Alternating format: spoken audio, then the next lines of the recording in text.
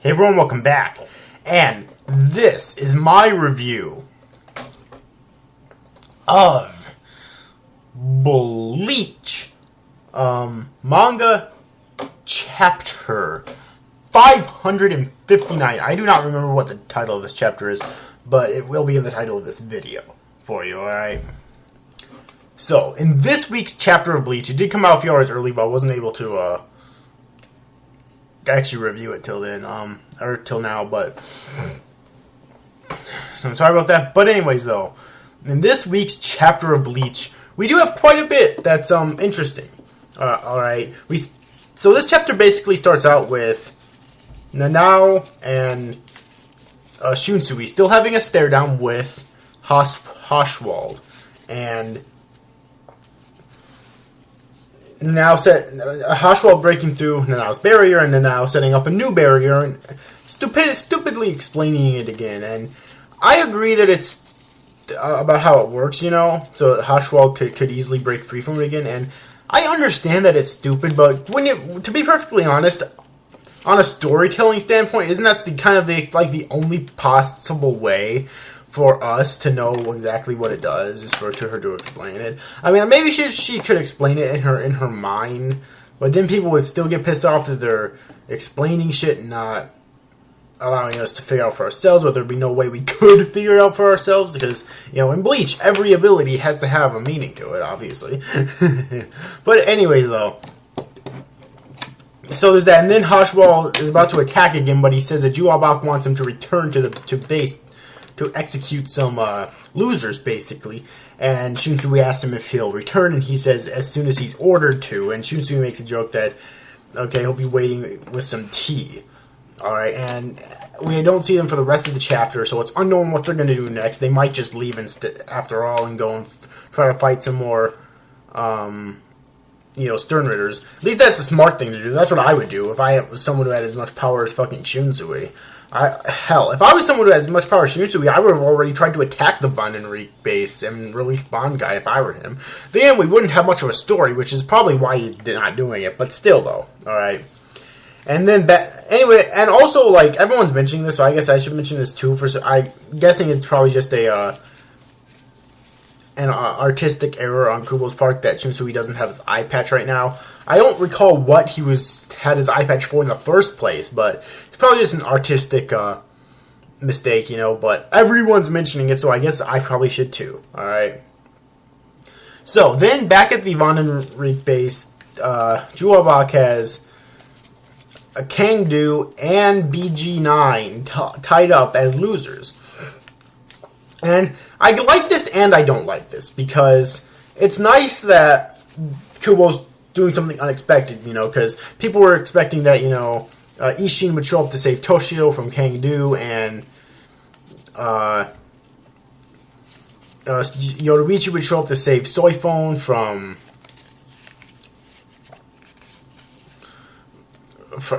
BG9, you know, which would have been really awesome, but I like that Kubo is doing something that's a little bit unexpected. However, what he actually did that was unexpected, I didn't like so much. It would have been better if he would have actually killed Toshio and Soifone off, and then had the other two show up. This is a little bit, you know, like, not epic, you know, having them executed. And for some reason, Juabak wanted Hoshwald to execute them instead of just doing it himself, even though he was right the fuck there. I don't really understand that at all, like, really. And, you know, BG9 begs for his life, but he's eventually executed, I assume. And then we finally get a true explanation of Kangdu's ability. We already knew that he was R for Iron, that he was Kangdu the Iron, but we didn't really know what his ability does. And apparently, it was, as I believe what he's trying to say is that he's able to make his skin as hard as iron.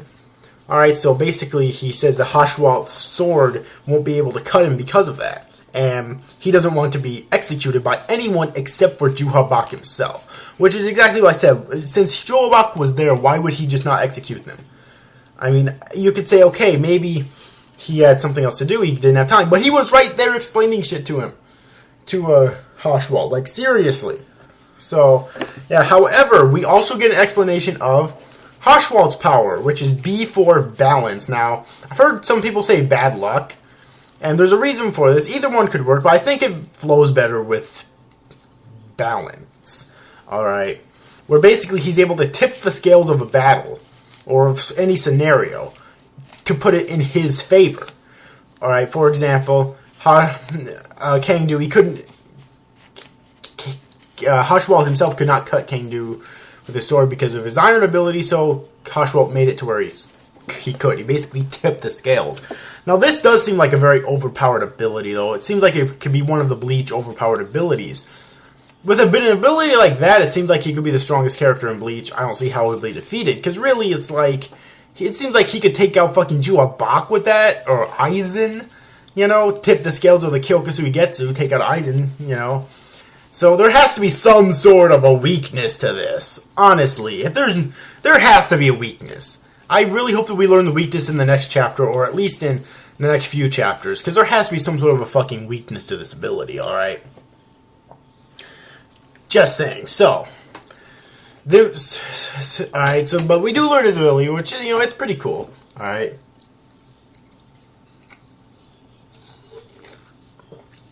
Then we have one more, we have one more scene in this chapter, which is with the Luchador Quincy, like De Mask Fuck or something like that, in which he actually defeated several lieutenant level Soul Reapers. He defeated Yumichika Ayasegawa, Ikaku Madarame, and Shuhei Hisagi, 3 lieutenant-level Soul Reapers. In terms of Ikaku, he's probably captain level. Let's be perfectly honest here. He's probably captain level. And of course, that Luchador Quincy is still fucking retarded. He can't tell the difference between captain and a lieutenant's a Soul Reaper. No fucking surprise there. He didn't go back to the books like he was told to. Alright, so he still thinks that he's defeating captain-level Soul Reapers. It'd be funny if like, he says that one more time, and Shunsui was close by and heard him, and he shows up and just fucking annihilates his ass. That would be fucking hilarious. Or fucking Jushiro. Like, where the fuck is Jushiro? Has he done anything in this war so far? Like, I mean, I know everyone, myself including, is expecting him to die because of his disease, finally. But the least he could do is fight first. Like, what, is he just gonna die on the side? Like, oops, sorry, I can't fight in this war, I'm about to die. Like, really? That would be so fucking lame. So, come on. Kubo, give him some screen time. Show his Bankai. Like I said before, I'm fine with him dying in an Itachi kind of way, where, you know, he goes all out in this, well, okay, Itachi didn't go all out, but he went pretty fucking powerful. He used Fire Style, you know, his speed and strength and intelligence, and his Amaterasu and his Susanoo and his regular Sharingan abilities before he actually died from his disease. It could be a similar thing with Jushiro, where he releases his Bankai and goes all out, but before he can defeat his enemy, he kind of just falls over and dies from his disease. I think that's a pretty, I think I'd even be satisfied with that, you know? Because Itachi went out in a pretty fucking epic way, I personally think. But anyways, though, back to this scene, though. I'm getting a bit off topic here. So yeah, the Luchador Quincy thinks he's all big because he defeated 3, captain levels, you know, or Soul Reapers, which we know that they're just lieutenants, even though Ikaku's probably at a captain, at least a low-level captain's level. But anyways, though, that's kind of confusing because the reason why I say that is because Ikaku is supposed to have Bankai. I don't know if Yumi Chika knows about that or not. I know Zaraki doesn't. I don't know if Yumi Chika does or not, though. But if Shuhei is in battle, doesn't that mean he has Bankai too? Like, I know it technically wouldn't have mastered it, but for all we know, because Kubo tends to like bring things up weird in Bleach all the time. New things up in Bleach all the time, so there could be another way besides that thing that Kisuke created, which I still cannot remember the name of for the life of me, in order to master it. But still, though, like, even if he hadn't mastered it, release your fucking Bankai. Or maybe both of them did release their Bankais in assistance with Yumi Chika and still lost. That would actually be pretty cool if that Luchador Quincy was that fucking stupid, but still that fucking strong. However, then, the final panel is with Rukia and Renji showing up there. And before I continue on with that, I just want to clarify here something. I'm not the only one who made this mistake. I know that Tekken 101 made this mistake as well, and I'm sure I think a few others have as well. Where in the final panel of the last chapter, we had, or I'm not sure if it was the last chapter, but it was not too long ago, we had Ruki and Renji finally showed up again, coming down from the Soul Palace, and we saw Rukia's eye covered up, and we figured, okay, maybe she lost an eye in training. Maybe it was that intense of training that she actually lost an eye, which would have been pretty fucking epic, mind you, I personally think. Epic as shit, okay? However, people kept saying that, no, she's just wearing goggles. Yeah, alright. That it's just the glare from the sun, because people have been saying that the sun's going down, so maybe it's just glare from the sun on her goggles, which, okay, that makes sense. That's fine. It would have been much more fucking epic and badass if she lost an eye during training. But that's fine, okay? But here's the problem with that. Why in the fuck does it look like she lost an eye? Like seriously, I know this is Kubo's art style, but I think it would fit well for Kubo's art style still if he drew like a glare on the goggle, not just made it completely fucking white. So it's I think it's kind of lame that he just made it completely fucking white.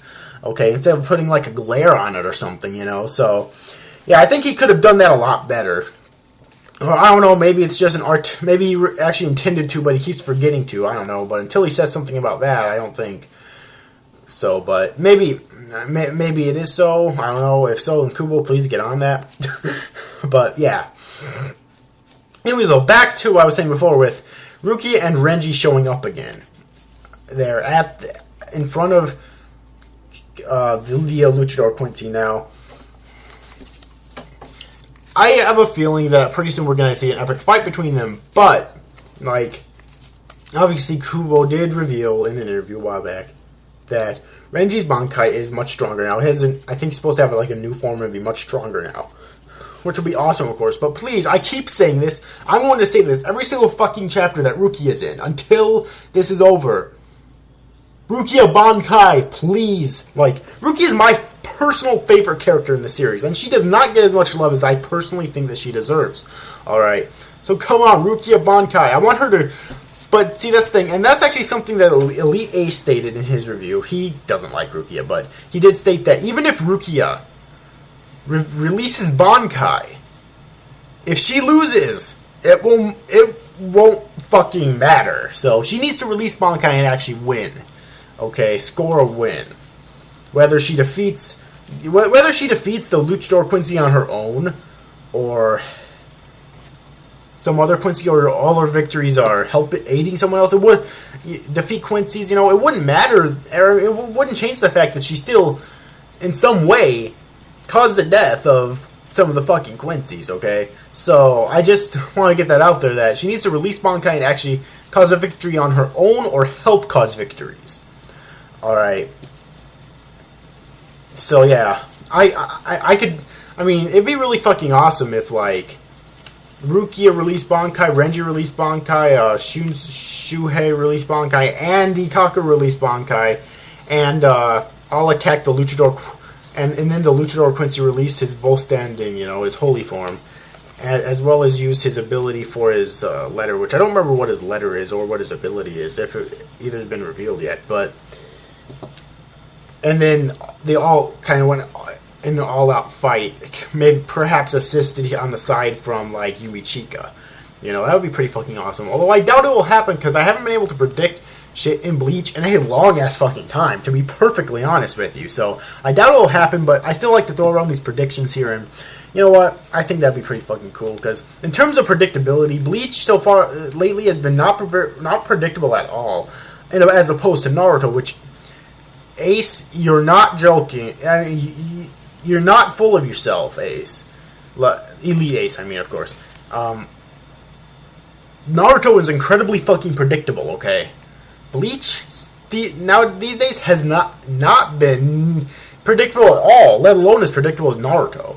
So, yeah, just to let you know. And, Bleach has, for a long time, has been my favorite of the big three. It used to be Naruto's when I was a huge Naruto tard, but now it's for a long time now it's been Bleach.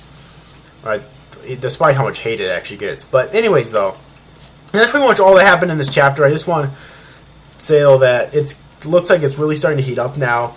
I did think my only real complaint about this chapter was that Kangdu and BG9 got executed instead of having them be defeated by great fights. Like I said before, I'm glad that Kubo is deciding to be unpredictable, but I think it would have been better if the unpredictability would have been Toshio, and especially Toshio, but Soifon as well, actually dying, and then having Ishin show up to fight Kangdu and defeat, and having Kangdu die that way, and then having Yoruichi show up to fight BG9 and having BG9 die that way. Maybe we can even learn what Yoruichi's Zanpato is and her Shikai and then her Bankai, and then learn Ishin's Bankai and whatnot. That would be fucking awesome, I honestly think. Alright, so yeah. But anyways, though, but that's really my only actual complaint about the chapter. Other than that, I really enjoyed it. I thought that this was a great chapter of Bleach. So yeah, but anyways, overall, I hope you enjoyed this review, guys. See you after, guys. Thanks for watching. Bye-bye.